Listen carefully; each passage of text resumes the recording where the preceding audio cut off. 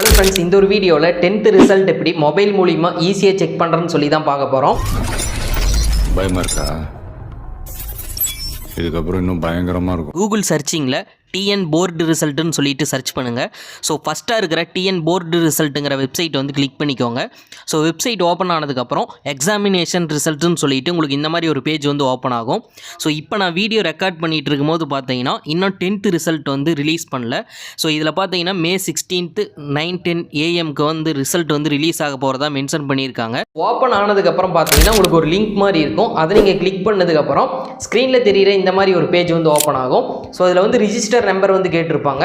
So உங்களோட register நம்பரை கரெக்டாக வந்து எக்ஸாம் ரிஜிஸ்டர் நம்பரை என்டர் பண்ணிக்கோங்க. தென் நெக்ஸ்ட் பார்த்தீங்கன்னா டேட் ஆஃப் பர்த் வந்து என்டர் பண்ணுற மாதிரி இருக்கும். ஸோ டேட் ஆஃப் பர்த் பொறுத்தளவுக்கு உங்கள் சர்டிஃபிகேட்லாம் எந்த மாதிரி கொடுத்துருக்கீங்களோ அந்த மாதிரி வந்து என்டர் பண்ணுங்கள். ஒரு சிலர் பார்த்தீங்கன்னா சர்டிஃபிகேட்டில் ஒரு டேட் ஆஃப் பர்த் இருக்கும், ஆனால் ஒரிஜினல் டேட் ஆஃப் பர்த் வந்து வேறு மாதிரி கொடுத்துருப்பாங்க. ஸோ சர்டிஃபிகேட்டில் இருக்கிற மாதிரி கரெக்டாக வந்து என்டர் பண்ணுங்கள். ஸோ அதில் பார்த்தீங்கன்னா நீங்கள் வந்து ஒரு 5ஆம் தேதி அந்த மாதிரி பிறந்திருந்தீங்க அப்படின்னா 05 வந்து போட்டுக்கோங்க. ஸோ அடுத்ததாக ஒரு ஸ்லாஷ் போட்டுட்டு நீங்கள் என்ன மந்தில் வந்து பிறந்தீங்க. இப்போ ஃபார் எக்ஸாம்பிள் பார்த்தீங்கன்னா நீங்கள் வந்து 12வது மாதம்னா 12 வந்து என்ட்ரு பண்ணிக்கலாம்.